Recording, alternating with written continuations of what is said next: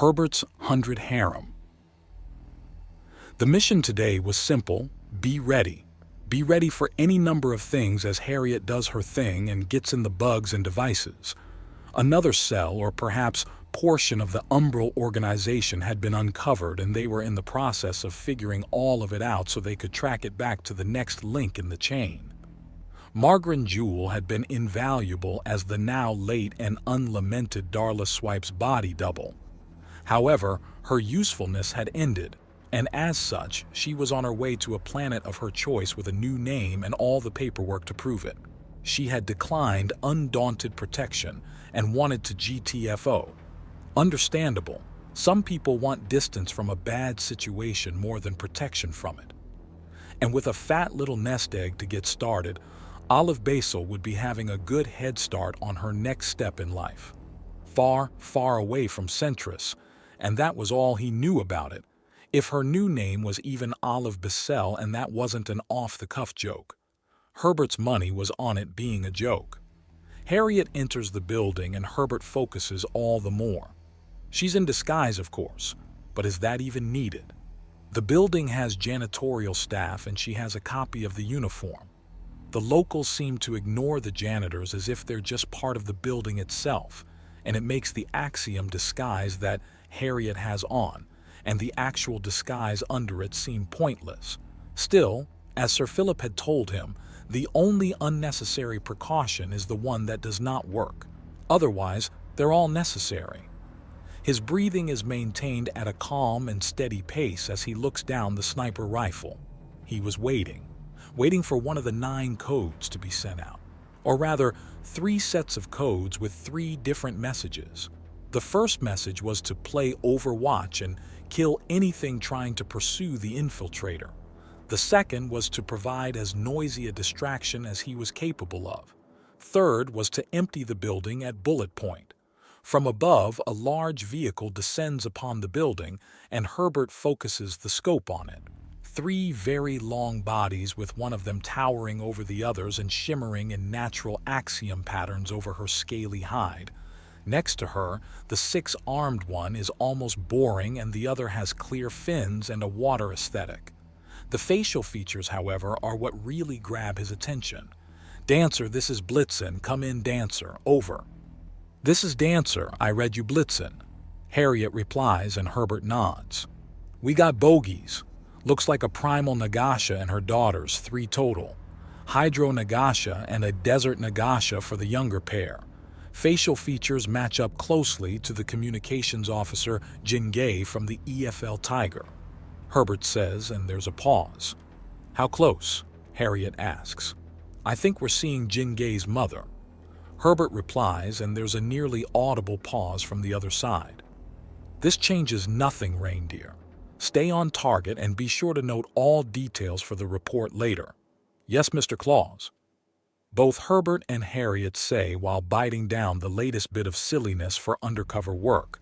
Apparently having a level of sheer absurdity meant that if they were intercepted or compromised in some way, then they were still keeping some level of anonymity, especially if it implied things that meant nothing. Santa and his 8 reindeer might be an interesting theme, but the mission only had 3 people on it, 5 if you included getaway drivers. And they weren't giving so much as a listening bug, but rather it was scouting to confirm the information they already have so they can make a proper move. The closest thing to actually matching up to code names was Sir Philip as Santa, and a jolly old elf he is not. Old perhaps? Jolly? No. He makes a few notes on the Nagasha trio. Clearly, the daughters are trying to emulate Mother Dearest, as the Desert Nagasha has her facial paint in the same patterns as her mother's axiom-infused markings, and the Hydro Nagasha is mimicking her every movement. Size-wise, the girls should be fully grown, but they're acting like nervous children around her. Are they just large for their age, or is the woman so domineering that her daughters dare not slither out of line? "Dancer, our triple bogeys are nearly on your position. Confirm." "Bogeys in sight. They're not interested in me." Harriet replies after a few moments, and Herbert nods as he watches it through the windows. Harriet lets them pass without comment, but certainly a wide berth as she goes on cleaning her way up to the target location. The Hydro Nagasha turns to look at her for a few moments, and Herbert trains the rifle on her, waiting for a signal. Thankfully for the operation and the girl's life, she turns away, and Herbert goes back to passive scanning as Harriet hits the room she's needed in and makes a bit of a deal out of cleaning things, just to make sure people see that the small office isn't going to be used for a while, as it's dusted, swept, moped, laser scanned, and then hit with a mild burn laser to clean further before dusting, sweeping, and mopping all over again for another scan. Aliens can take cleaning pretty damn far. Herbert then pushes down the thought of how the hell an alien janitor would react to a motel room on Earth if they could survive without Axiom. Maybe a heart attack? Maybe? He manages to rip his head out of that mental cycle and observes as Harriet does her thing and starts to make her move through the rest of her shift. Now's the other half of the waiting game to make sure someone doesn't catch wise to the bullshit and get angry. Few things are more suspicious to people trying to keep themselves hidden than someone booking the hell out of there with little warning. There's a flurry of movement in his peripheral, and Herbert leans to the side to look at the building without the scope. Near the bottom floors, there appears to be some action. Of what kind, he can't say. The sniper scope's directional microphone is far too easily overwhelmed by the traffic between him and the target. Thankfully, the vehicles are fast enough to not impair sight. "Dancer, this is Blitzen. There's some kind of scuffle 3 floors down. Be careful." "Confirmed and relax, Blitzen. I'm nobody. They don't care about me." "Keep it that way, Dancer." "Stop flirting, children," Sir Philip says, and Harriet damn near flinches as Herbert twitches. The mild chuckles of the ancient deviant quickly fade away. Harriet continues to go through her routine and goes through every office to give it all a deep cleaning. It keeps her well away from the mess below that is now spilling into the 4th floor beneath her. It moves and starts and stops as there seems to be no one that wants to confront the 3 snake women, but there's no way to tell what's actually being said. "Hang on, they're far enough away now to use this," Harriet says as all 3 Nagasha are now 5 floors below her, and then there's a slight burst of tinny static. "Utter incompetence. Each and every last one. I shouldn't be surprised that you torture-obsessed deviants are pushing too hard again.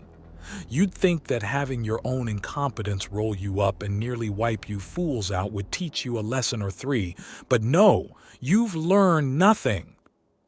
A furious woman bellows, and from his scope, Herbert can see it's the primal Nagasha, who's clearly giving as much a lecture as a beating. "Our friends hate you. There isn't a single person in your idiot organization that doesn't loathe the very thought of you. How do you think I got here without any protest? Only your dumbest slaves and the spies aiming to take you out first are in this building. Wave to the sniper. One of the humans is literally primed to kill you." The primal Nagasha all but howls back in a fury. "Oh dear, reindeer with me. Santa's going down the chimney," Sir Philip says, and Herbert rushes upright even as he cloaks himself in Axiom to fade from sight. He flicks on the safety and straps the massive weapon over his back. He then jumps off the building he's on and uses Axiom to convert the kinetic impact to more energy. The rush spikes his adrenaline as he fades out of reality further and rushes to the edge of the spire he's on and launches himself over. It's a good thing he's phased out into intangibility, because if not, he'd be reduced to a broken smear against the stupidly fast vehicles between the spires. He lands safely and then uses further intangibility and scales the building, half in, half out of reality, to literally leap up the stairs. He arrives through the floor just as Sir Philip opens a side room and steps out with Harriet crashing down through the staircase with a plasma pistol ready. Between them and the Nagasha is a Tret woman with a terrified look on her face and numerous bits of Kutha around her body. They're constantly glowing and sputtering out, even as the primal Nagasha sways with her Axiom-infused markings thrum with energy. So she's disrupting the threat, specifically? Scary. Herbert hadn't even felt that interference. That was an absurd display of precision and power. Dancer, Blitzen, excellent timing, Sir Philip says with his white beard disguise and reddened nose in place.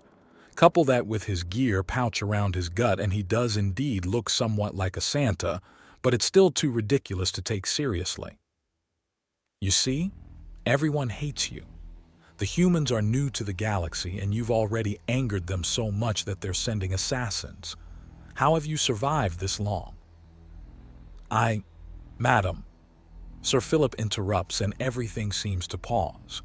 While I appreciate the unexpected aid in our tearing out of this most poisonous root, there is still information to be gained from allowing us to interrogate this woman. Miss Vercross, I believe. I haven't used that name in years. Decades, in fact. You haven't used that name in so long that the last time you answered to it was before my own illustrious birth. This is Allura Vercross? Isn't she supposed to be a Mara, not a Tret? The primal Nagasha asks in wonder. Her main business is in cloning and kidnapping. Not only that, but she's stolen a few unscrambled memory-retaining headpieces from undaunted soldiers who have been rejuvenated. The sheer potential havoc that can cause moved up the priority to have us look quite closely. We found a most interesting pattern where an unnamed but extremely high priority patient would show up every 50 years. The documentation shows that the person would quickly grow to be the next leader, almost overnight in fact. The first one is a Mara, followed by a Pavorus, and then an Aramenta, and now a Tret. The pattern was identical each time, meaning the same person over 200 years. The first two times were Vuraal Cross and Skros Uraval. I mean, really? Anagrams? The primal Nagasha seems incredibly amused by this. The Dark Cabal were big on power and short on long-term thinking, honestly rolling some dice and then using it to pick a naming book, then the page number and name from them would have served better. No one has accused Miss Vercross of being intelligent. It's unfair to expect it of her. Sir Philip says with a smirk as the increasingly panicked Allura Vercross looks from side to side to try and find a way out. She charges the nearby window, but the blast from Herbert's gun terrifies her still, even as the wall right under it detonates under the impact of the bullet. You think this is over? That I don't have resources and hidden allies? Everyone, including other Dark Cabal survivors, hate you. The primal Nagasha says simply, we're already moving on a fair amount of your assets. Legislature from the war doctrines penned some 5,000 years ago allows the undaunted to legally seize the vast majority of them for our own use. After all, you attacked some of our soldiers in good standing while trying to toy around with your rival Darla Swipe, whom we've also taken care of. Darla? No, she's not dead. She can't be if she was then. Knife Top, Flayer, Cutter, Shaker, and Breaker have all been rescued and deprogrammed. They're civilians again, and will not be going on a killing spree for lack of communication with their dread mistress. I spoke to her last week, Allura whispers. You spoke to our agent last week, Sir Philip says with a smile, and the primal Nagasha begins applauding. Well done. So very well done, little humans. Oh, I think I like having you around, and not just because of how my little Jingay was treated by one of yours. Ma'am? Sir Philip asks with a single raised eyebrow. Oh, nothing. I just had the privilege and challenge of a Jingay for one of my many daughters. Go figure that the one born with a slow and addled mind would do damn near the best of all my children. Mother! The Hydro Nagasha protests as the Desert Nagasha seems to wilt into herself. But enough of my family drama. You, Allura, were going to only get a warning, but now that I know for a fact you're the same raging bitch that founded this little branch of hell and sadistic stupidity, well, I'm not going to let you go. The primal Nagasha begins as she starts looming massively over Allura. I'm afraid not. Comet, bring in the bigger truck. Sir Philip begins before speaking into his risk communicator. You see, we still need to get some information out of the girl. We're quite concerned with some things she took from us. We were actually investigating in another direction entirely when we were made aware of the threat, and our little mission today was more than a little slapdash for my liking. However, with your aid, madam, it was pulled off with aplomb. The primal asks, looking over the three of them. The sheer size of Herbert's rifle is visibly considered, followed by the sheer amount of wall it had taken out with the bullet. The prime plasma pistol ready to fire in Harriet's hand is given a sideways glance before she leans down somewhat and takes a deep breath of Sir Philip, serpentine tongue flickering out to all but lick him.